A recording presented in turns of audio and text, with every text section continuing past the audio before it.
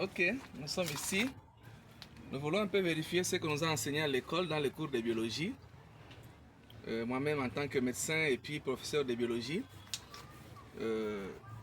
L'expérience dans le cas des monohybridisme, donc l'hybridation. Ok. Ici, nous avons une fleur. Vous voyez, cette fleur est de couleur... c'est rouge. Oui, oui. Ici, vous voyez, ça c'est blanc. Rouge, rose. Voilà, ça c'est blanc. Hmm. Maintenant, ici, nous sommes dans le cas de croisement. Parce que la fleur, à l'intérieur de la fleur, il y a déjà des organes mâles et des organes femelles.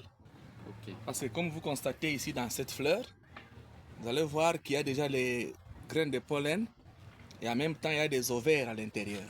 D'accord. Maintenant, ou bien des ovules, lorsque la fécondation se réalise à l'intérieur de la même fleur, là nous avons une autofécondation. Ok. C'est-à-dire les graines de pollen de cette même fleur, arrivent à féconder les ovules de la même fleur. Là, c'est une autofécondation. D'accord. Maintenant, au cas où, comme nous avons deux plans différents ici, les graines de pollen de cette fleur vont féconder les ovules de l'autre fleur. Là, nous avons un cas de fécondation croisée. Maintenant, attendez. Attendez, docteur. Vous avez dit deux plantes différentes peuvent Oui. s'auto-féconder ou bien? Non, ça c'est une fécondation croisée.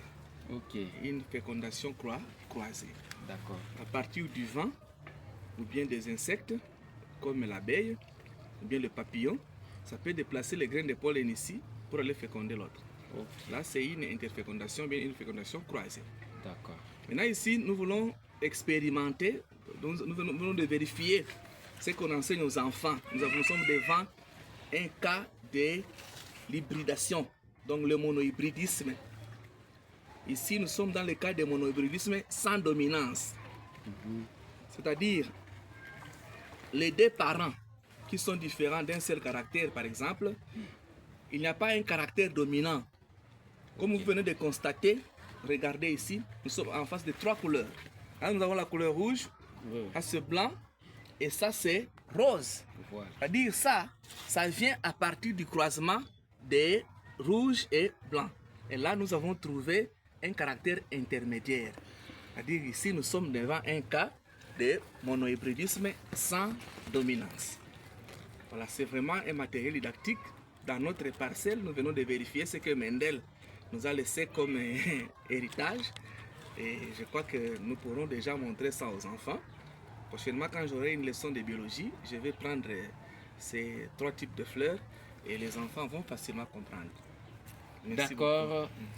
Chères autorités, chers collègues, on voulait juste vous démontrer une petite démonstration venant du docteur Kaozibora.